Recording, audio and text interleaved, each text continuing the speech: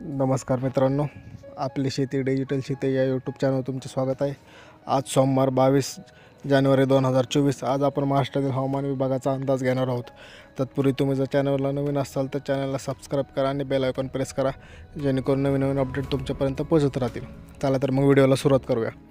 मित्रांनो, जसं की आपल्याला माहिती आहे की गेल्या 2-3 दिवसात महाराष्ट्रातील काही भागामध्ये अवकाळी पाऊस पडत आहे। त्यानुसार आज काही जिल्ह्यांमध्ये ढगाळ वातावरण राहण्याची शक्यता आहे।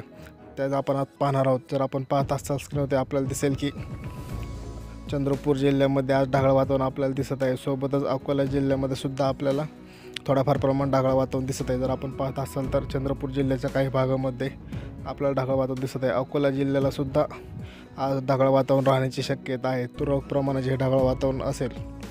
सोबतच आपण पाहायला गेलात तर इकडं नंदुरबार जिल्ह्याला सुद्धा थोडाफार प्रमाणात आपल्याला ढगाळ वातावरण हे दिसत आहे। जर आपण नीट पाहायला गेलो तर शेजारीच असलेल्या लागून जळगाव जिल्ह्यामध्ये सुद्धा आपल्याला थोड्याफार प्रमाणात असे ढगाळ वातावरण हे दिसत आहे। छत्रपती संभाजीनगरचा विचार करायला गेला त्यामध्ये सुद्धा थोड्याफार प्रमाणात आपल्याला ढगाळ वातावरण दिसत आहे। तर इकडे पश्चिम महाराष्ट्राचा विचार करायला गेलं तर तेथे सुद्धा आपल्याला थोड्याफार प्रमाणात ढगाळ वातावरण दिसत आहे।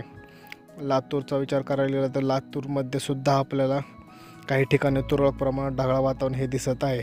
एकंदरीत मित्रांनो, जर विचार करायला गेला तर विदर्भाच्या साईडला आपल्याला ढगाळ वातावरण जास्त दिसत आहे। त्यामध्ये चंद्रपूर, यवतमाळ, अमरावती, भंडारा, गोंदिया या भागामध्ये आपल्याला जास्त ढगाळ वातावरण दिसत आहे आणि या ठिकाणी पाऊस पडण्याची सुद्धा शक्यता हवामान विभागाने वर्तवलेली आहे।